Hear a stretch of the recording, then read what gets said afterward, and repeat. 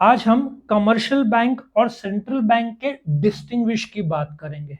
Now यहाँ पे आपको दो जगह पे फायदा होगा। पहला, डिस्टिंग्विश में आप यूज करो, और यदि टाइप्स ऑफ बैंक आया, दो टाइप तो आप लिखोगे, कमर्शियल और सेंट्रल, उसमें ऑफ कोर्स कोऑपरेटिव और बहुत सारे प्रकार आते हैं। तो यही दो पॉइंट, ये दो डिस्टिंग्विश आपने किया तो ये टाइप्स ऑफ बैंक में भी फीड करते आता है। नाउ बहुत सिंपल है और विजुअलाइज भी करना आसान है। आप जब भी कहीं जाते हो आपको कोई ना कोई बैंक मिल जाएगा। आया समझ में? नाउ आपको जो भी बैंक दिखते हैं वो सारे कमर्शियल बैंक हैं। क्यों? क्योंकि कमर्शियल बैंक में आप पैसा जमा कर सकते हो, आप पैसा विड्रॉ कर सकते हो। सेंट्रल बैंक, जिसको इंडिया में आरबीआई बोलते हैं, उसमें ना आप पैसा जमा कर सकते हो ना आप विड्रॉ कर सकते हो। सब बैंक्स का राजा कौन है? आरबीआई। सो कमर्शियल बैंक वो है जो पब्लिक से डिपॉजिट लेता है और उसी पैसे से इंडस्ट्री और दूसरों जिसको कर्जा चाहिए देता है। फॉर एग्जाम्पल, मैंने आपसे 10 लाख रुपए का डिपॉजिट लिया, मैंने आपको 8 लाख का कर्जा दिया। सो डिपॉजिट के पैसे से ही बैंक लोगों से डिपॉजिट लेता है और व्यापारियों को कर्जा देता है उसी पैसे से। आरबीआई ये काम करता नहीं है। आरबीआई पैसा छापना, फॉरेन एक्सचेंज, बैंक्स पे निगाह रखना है, कंट्रोल रखना, गवर्नमेंट का अकाउंट रखना। सब बैंक्स के अकाउंट आरबीआई में होते हैं, गवर्नमेंट का अकाउंट आरबीआई का में होता है, पब्लिक का अकाउंट आरबीआई में नहीं हो सकता। It is 100% own by the government of India. इसको नेशनलाइज किया था 1949 में। आरबीआई एक्ट ऑफ 1934 है। एक और लिख सकते हो, commercial bank are govern by the banking regulation act of 1949। Central bank is governed by the Reserve Bank of India Act of 1934. Now, printing of currency. Commercial bank print नहीं कर सकते currency, but 200 साल पहले bank को permission था। हर एक bank अपना currency print करता था। तभी 5,000 रुपए के भी नोट थे, वो बैंक तभी छाप सकते थे।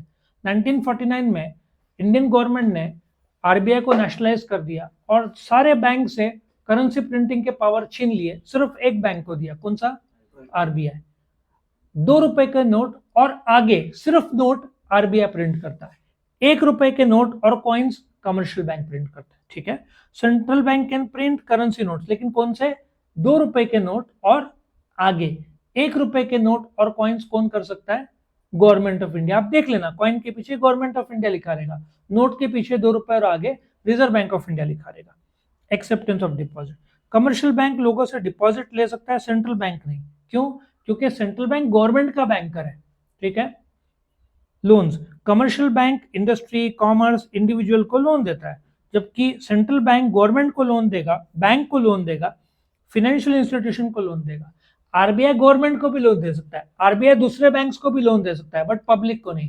पब्लिक को चाहिए तो एसबीआई, एचडीएफसी इस जगह जाए, आरबीआई को अप्रोच मत करो, आरबीआई सीधा हकाल देगा। Yes, question. सब गवर्नमेंट का वाया आरबीआई रूट होगा। यदि एक गवर्नमेंट को दूसरे गवर्नमेंट में ट्रांसफर करना है तो वाया आरबीआई रूट होता है। आरबीआई कंट्रोल रखता है इसका। सब गवर्नमेंट के अकाउंट्स आरबीआई में होते हैं।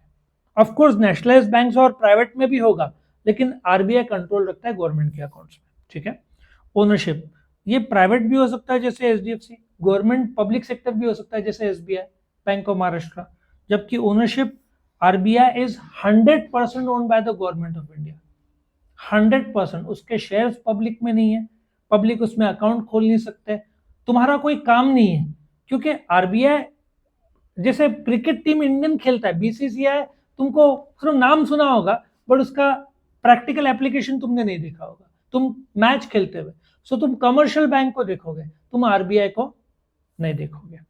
Next, number of bank. There are many commercial banks, 30 से 35 आपके नेशनल प्राइवेट बैंक है।